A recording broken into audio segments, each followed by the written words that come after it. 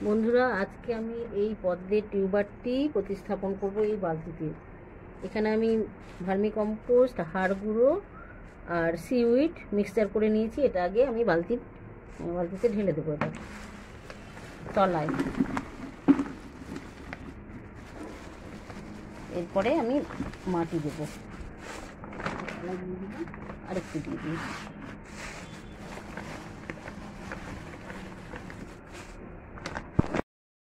এই যে বন্ধুরা, আমি মাটিটা তৈরি করে নিলাম জল দিয়ে কাদা কাদার। এই টিউবারটা এখন বসিয়ে দেবো একদম সাইড দিয়ে, বালতির সাইড দিয়ে আমি বসিয়ে দিলাম।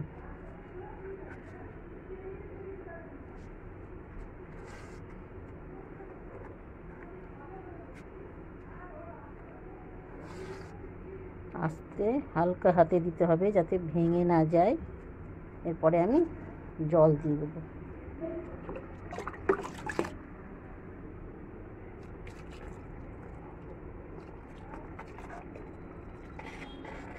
প্রথমে অল্প জল দেবো।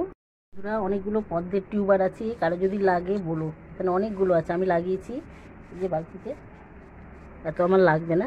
Thank you. দেখো, এই টিউবারটি আমি প্রতিস্থাপন করব। এই যে কাদা তৈরি করে নিয়েছি, মাটি, দেখো এই টিউবারটি।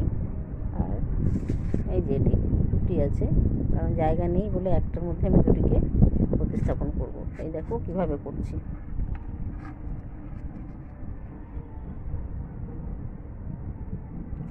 মাটির মধ্যে আমি আলগাভাবে একটু সাইড করে পুঁতে দিলাম।